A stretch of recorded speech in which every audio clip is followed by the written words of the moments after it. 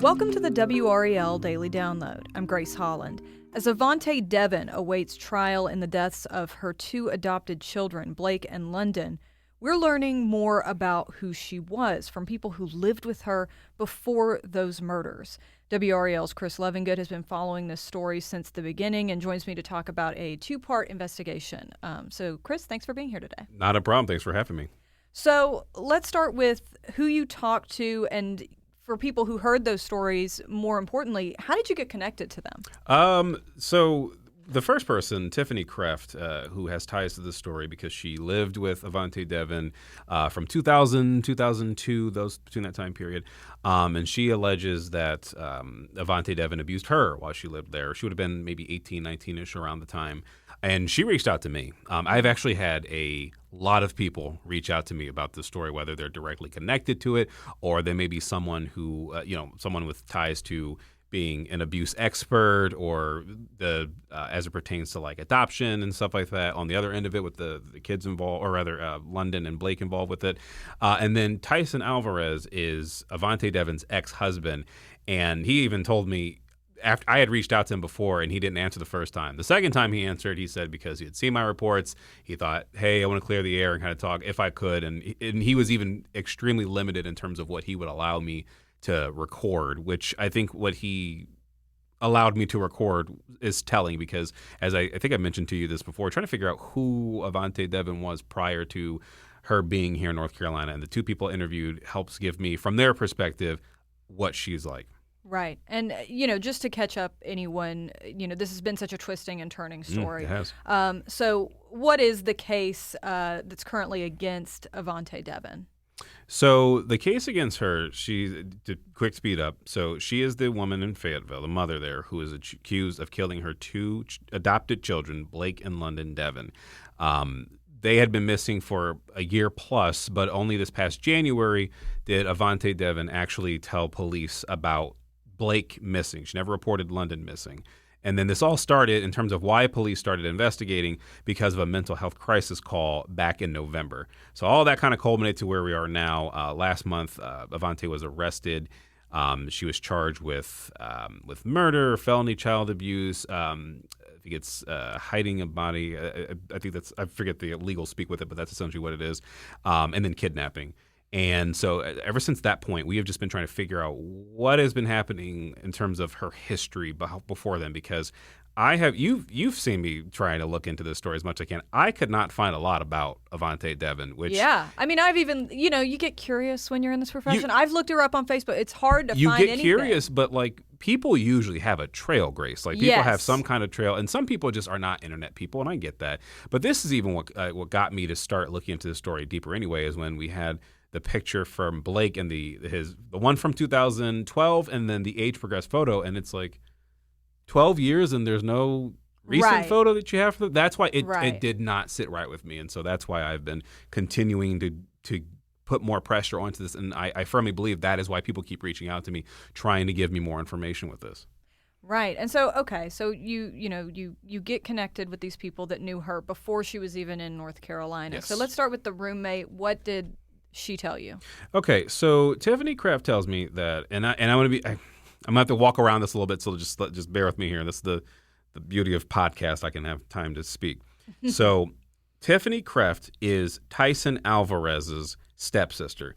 Tyson Alvarez is Avantae Deven's ex-husband. Okay. All right. So, Tiffany says that Avantae and Tyson invited her to move out to Las Vegas, where they were, before she went to college, save some money, etc., and it would be good for her there. Then Tiffany also accuses both Avantae and Tyson of abusing her at some point there. She says that they didn't let her eat a whole lot. She says there's photos, which I have, if you've seen the story, that should be on WRL.com. There are these photos of her from that time period where she's wearing what appears to be a costume, kind of like a Christmas kind of costume, and then she has this real flowy blonde wig, which she says is fake. She says that she was forced to wear that, to have pictures taken, and then sent back to her mother in Illinois to make it appear as though she's okay. I also talked to her mom in Illinois. Now, she did interview with me, but she requested that I not use that interview after she had did it, which we granted that.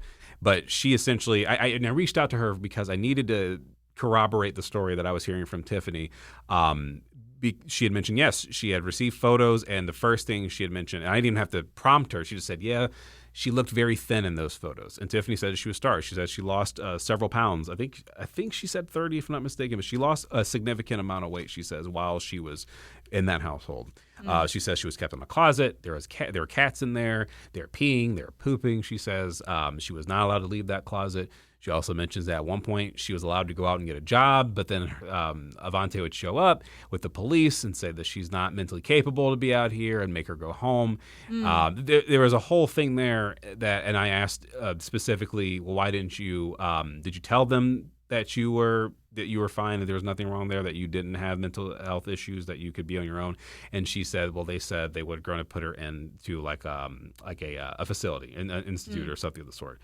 So she was there for a bit. And I even talked with an expert just because I needed to put myself in the mindset of someone who was being abused if I could.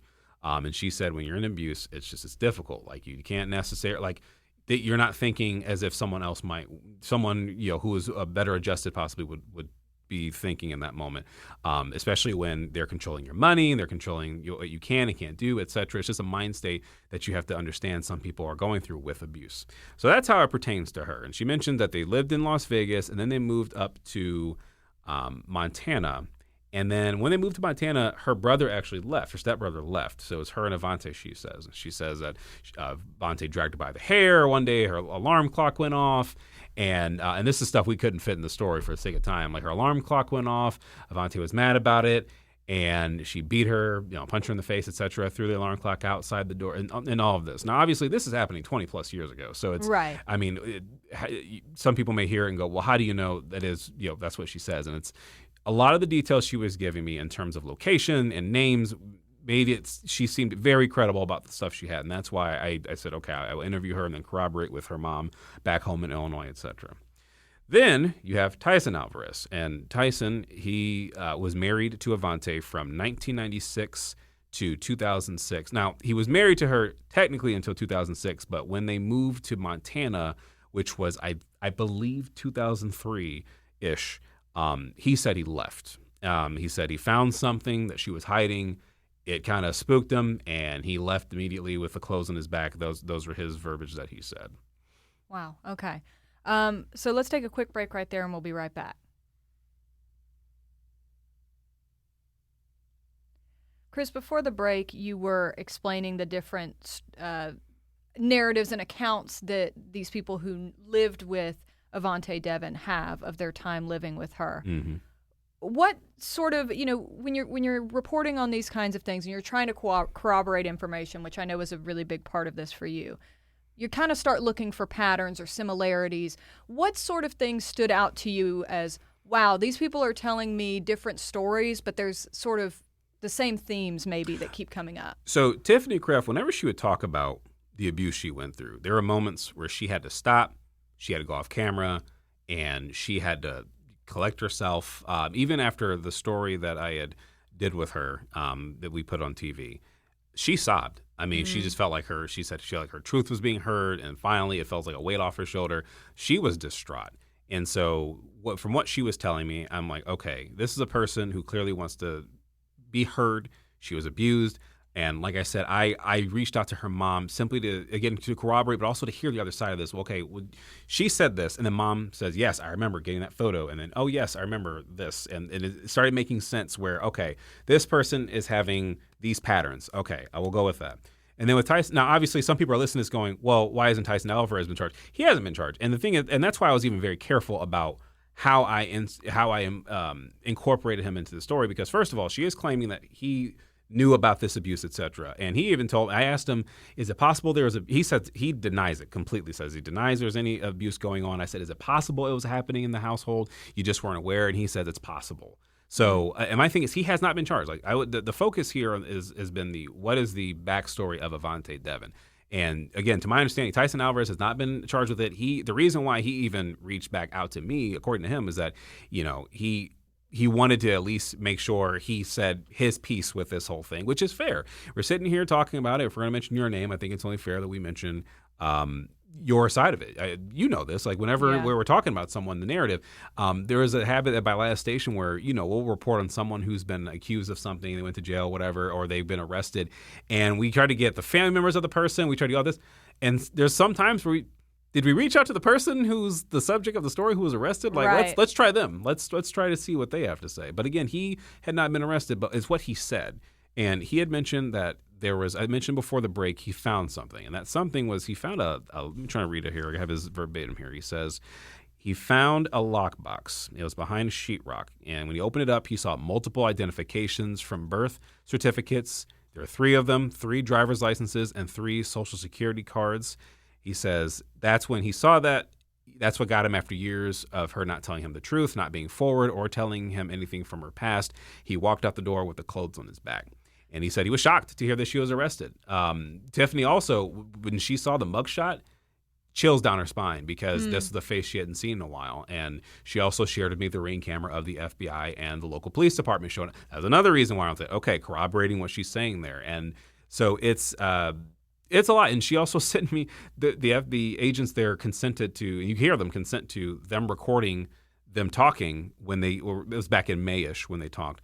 And again, she's telling the story. The story is lining up what they're saying. So I kept getting all these points that were lining up, and it said, okay, now how do we want to tell this that is fair, that is getting an understanding of the focus of the story, which is who Avantae Deven was, which is from Tiffany Kreff's perspective and then from Tyson Alvarez's perspective.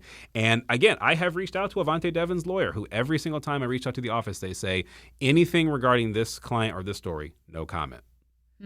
Yeah. But again, you keep trying because, like you said, you got to try to get all perspectives here. I want to clarify that lockbox that her ex-husband found, those IDs and everything, those were different aliases for her, for Deven? So he said that her photo was on different IDs that were under different names. Interesting. And it was, I don't know, when he said that, I was like, okay. And he mentioned some names on there, and I want to be careful. I'm not going to say the names just because we need to confirm that these are actual aliases. But some of the names that he was saying were similar names I had come across in what I could find on Avantae Deven's history. And so the difficult thing is, Grace, we're talking about 20 plus years ago, so it's difficult in trying to grab as much as we can in terms of specifics. But that's the reason why I used him, is because of the names he was using. I said, okay, like this, he clearly has, an aspect here. And he also showed me their marriage license. Not the license, but the court document online that shows that they were married. And then in terms of divorce, I mentioned that part. She actually took out one of those, I think it's called a declaration or divorce by publication, I think is what it's called. Basically, you write in the newspaper, hi, I am divorcing you. And then it's a notice out there. It's a public notice out there. And that we have a copy of that. Ashley, our supervisor on the Enterprise team, she found that excerpt again in 2006. And so we just keep finding little bits of the story. And where I'm at right now is, again, trying to figure out her history, who she was, because until we saw her in court that one day a month ago, we didn't know who she was. Right. But now we know that she's been transferred, at least as of the time of this podcast. She was transferred over to the North Carolina Correctional Institution for Women. She's listed what's called, and this is coming from the State Department of Correction, she's what they call a safekeeper. Basically, an inmate is kind of designated as, they have either a security, health, or mental health issues of some kind, and the county doesn't have the resources to take care of it. So the state system takes care of it, at least until they have to go back to, in her case, to Cumberland County. So what is the latest on the investigation and when we might see court dates or anything in this case? So she's got a court date set for August. Oh, goodness. I believe it is August, I want to say 12th. I'm looking at my calendar right here. Maybe the 14th, actually. That's a Wednesday. But she does have a court date coming up. In terms of what they will talk about, I've tried asking the district attorney's office in Cumberland County, do you know what they're going to talk about? Because last time it was listed as administrative, then it was continued. So not 100% certain what it's going to be in there, but I do try to make a call frequently to know what's going on here to stay on it, because Grace, I got to tell you, I've had a bunch of people reaching out to me, please stay on this, please stay on this. Again, yes, Avantae Deven is innocent until proven guilty, as all people are, we cover. Just the nature of the accused crimes in this, the things not making sense that I mentioned about Blake not having a photo that was seen from 2012 to present day, all of those elements, I believe, is worth looking into. And then, except further, we just aired our On the Record episode again. It happened. We ran it the Saturday, but that was the day that former President Trump was shot. So we had to. I don't think many people saw it that particular day, but we reran it this past weekend, and I've already seen responses from people talking about we were talking about the adoption system, foster care system, the challenges in the Deven case in general. And if people get a time, I hope that they go back and watch that again. It's on the record when we talk about it. But this story is not just one story. It branches off into so many different ways, and I try to revisit it daily. Okay, did I get this? Have I looked into this element? Is there something else I can get here? Because the bottom line is, Grace, 2 people died. Yeah. 2 people died, and people are calling for justice for those folks. And we are trying to figure out where the proverbial ball was dropped in terms of who could have maybe seen this coming. And that is what drives me to tell this story, as we should always do. Truth and getting answers. And this story has a lot of questions, and I have some answers, but I want to get some more.